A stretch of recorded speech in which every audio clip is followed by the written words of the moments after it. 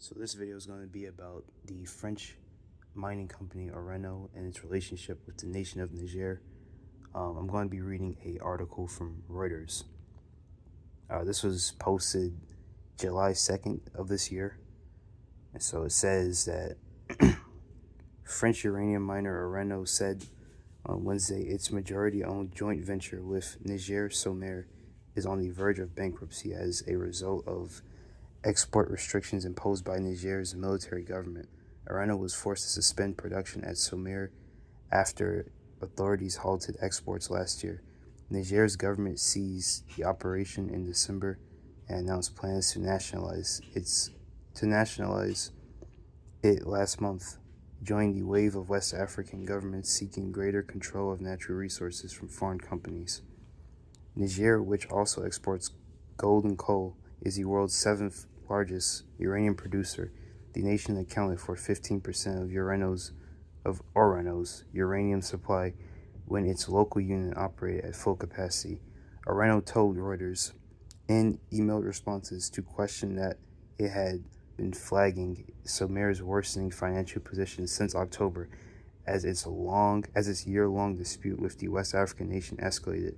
The Nigerian authorities insisted on continuing production expenses at any cost has led to the current situation where the Somer company is on the verge of bankruptcy, Orano said. Niger's Ministry of Mines did not immediately respond to a request for comment on Orano's assessment of the unit's financial position. It is in its decision to nationalize the mine. The junta, which seized power in 2023, said Orano had been extracting 86.3% uranium since 1971, despite holding a 63% stake in the mine.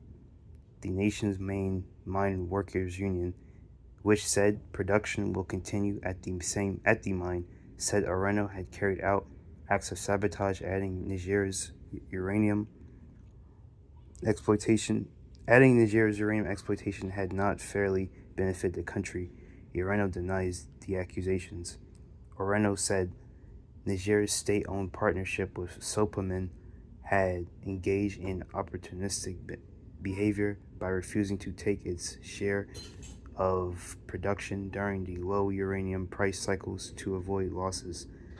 The state of Niger did not always exercise its off-take rights for several periods, particularly in low uranium price cycles, forcing Orano to purchase additional uranium above its shareholding to keep the mine financially viable, the company said.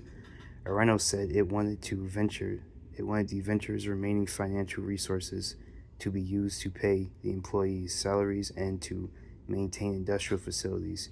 Uranium spot prices are up to 7% this year so far, having hit a 7-month high of $79 a pound last week.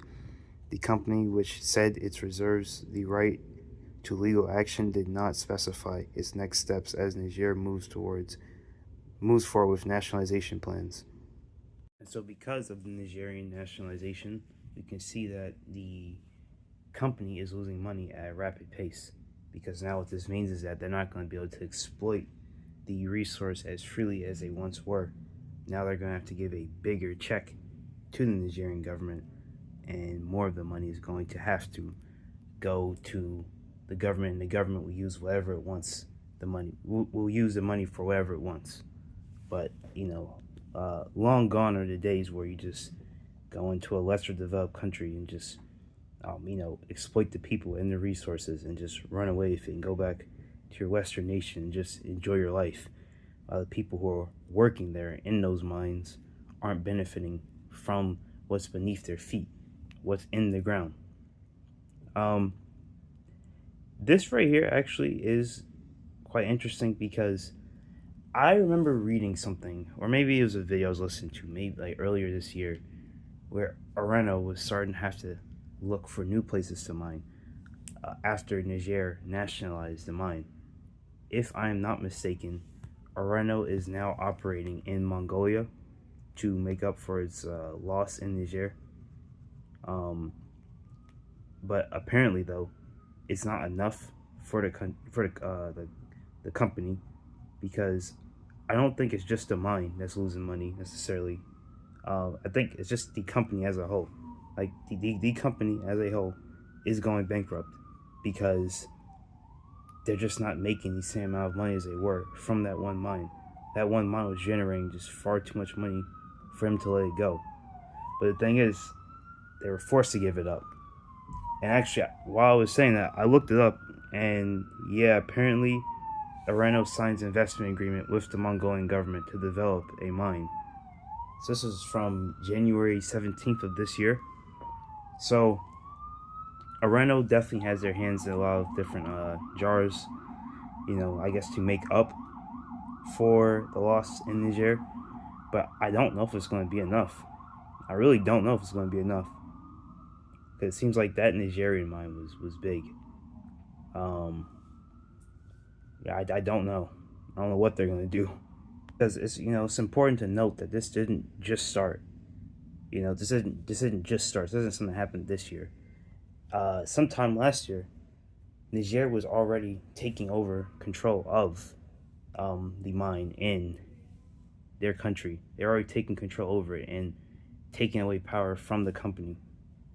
And so the company was already experiencing some financial issues from last year. So now you pair that with the recent nationalization. It looks like this company they're going to have some hardships ahead of them.